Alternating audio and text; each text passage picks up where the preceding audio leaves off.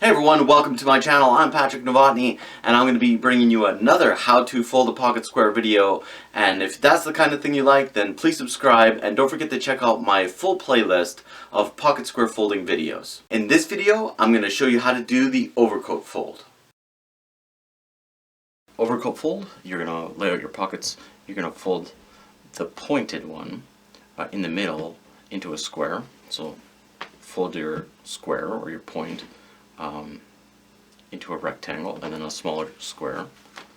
You're going to turn it so you have all the open end at the bottom and the folded part at the top. Put that to the side.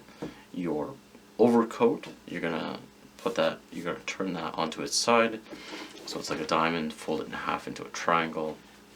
You're going to lay your square folded pocket square on top of your triangle, and then you're going to fold this point pretty much all the way across. It's going to fold a little bit on your pocket square, but you want to not show that on this side. And then again, same on the other side. And that's going to be your overcoat fold, tucking in each side to fit into your pocket.